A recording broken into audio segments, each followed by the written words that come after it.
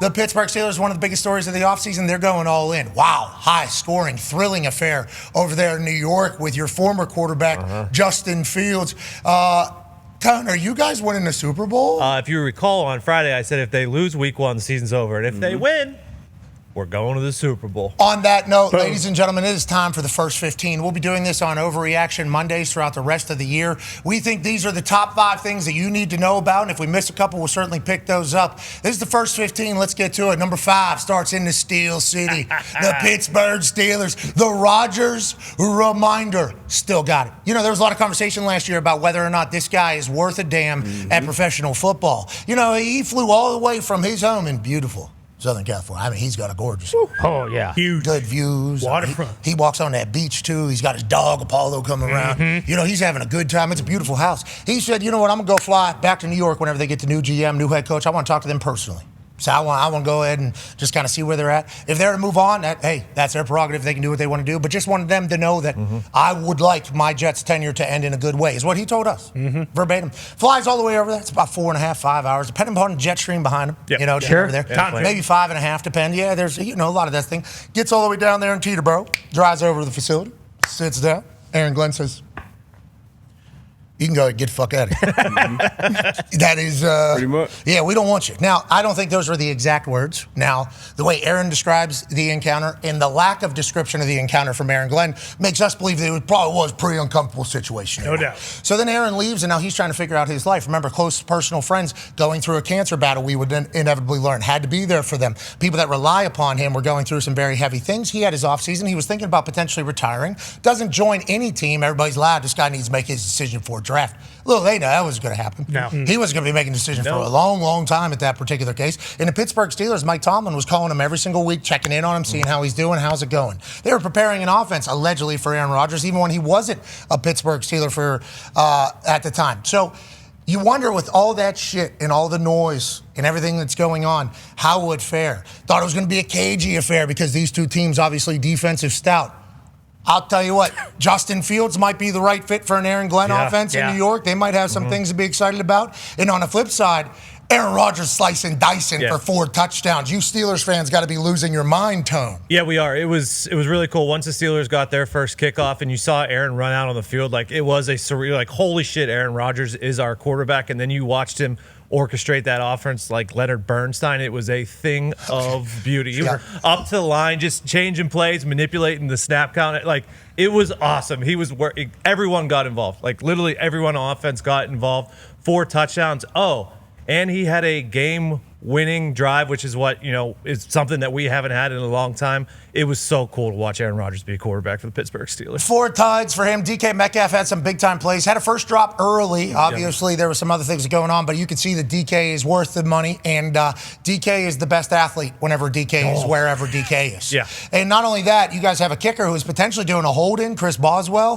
Well, he didn't hold in, and he did play, and I think he made some 55-plus yarder earlier in the game, and then to win it, 60-yarder. Now, granted, there's a minute some left, so they could have come back and taken that from Chris Boswell. Under a minute 30 to take the lead. I think everybody would call that a game-winning kick. Chris Boswell does that for the Pittsburgh Steelers. So damn pure. Now, there were some misses from the kicking department around the NFL, and I think we should all kind of view it the same way. If a ball is kind of drifting to the right for a righty, okay? Not an absolute miss. A miss is going to happen where you just miss the sweet spot, your swing, just like in golf, you kind of come across it. But if there's one like drifting to the right, not normally the ball, probably because the kicker's trying to guide it a little bit. You know, trying to guide it. Like when you're throwing a baseball or a football, it'll be in the vicinity because that's what you're actually doing. Sure. But it won't be your pure ball. Does that make sense? Yeah. Like Luke, the kicker for the Baltimore Ravens, his first kick was a 52-yarder. That thing was drifting a little bit right. He has a massive leg. That kid has a very, very strong leg. Misses an extra point. Obviously, people pissed off about it. He is a very talented kicker.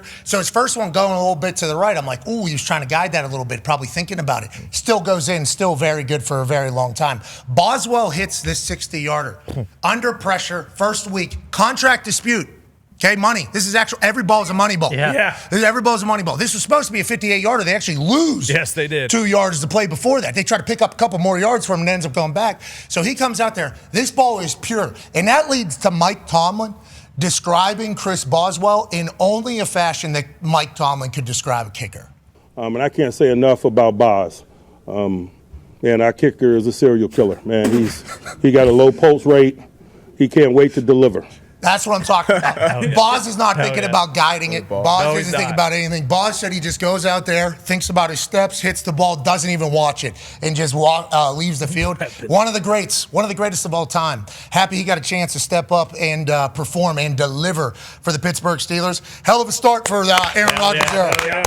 Congrats to the Yingers. A lot of drama over there. Yeah. A lot of drama over it. Came down to a 60-yarder. Yeah. Okay. Yeah. Came down to a 60-yarder.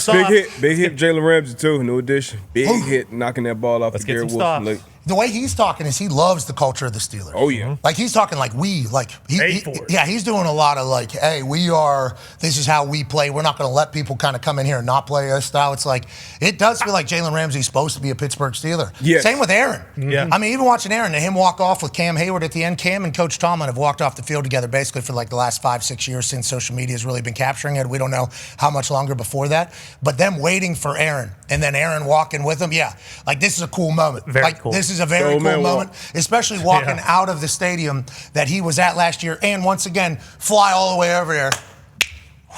Get the hell out of here. I mean, that's a cool moment for the Steelers. Steelers fans got to be pumped. How do you think the Steelers feel about everything they had going on yesterday?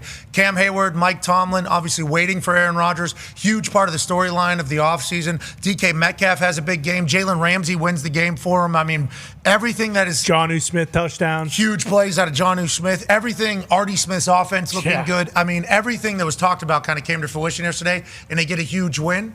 What are your thoughts on the Steelers' world? You know, the Steelers won as many games this season after one game in which they allowed 30-plus points as they did in the previous 6 years.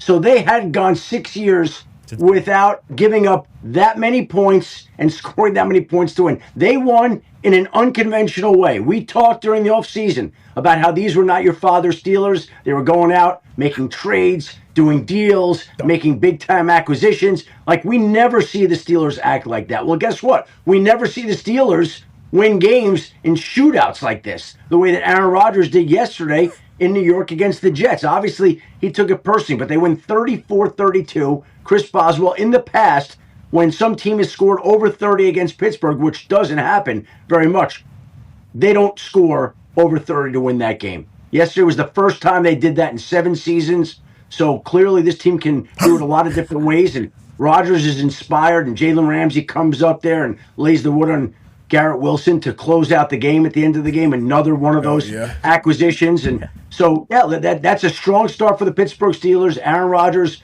showed everybody he could still play. Great big win for Pittsburgh. Huge win for Pittsburgh. Huge win for their fans. Also respect and love the fact that Jalen Ramsey didn't want to disrespect Tomlin or the Steelers by taking his helmet off and getting a 15-yarder there. But also, game's over. Yeah. You saw him for like 10 yards. Like, am I taking this off? Tell you what, he flirts with it all game long. It was discipline. It was like, keep it on. All right, I'm not happy about it. Gotta get, I love that.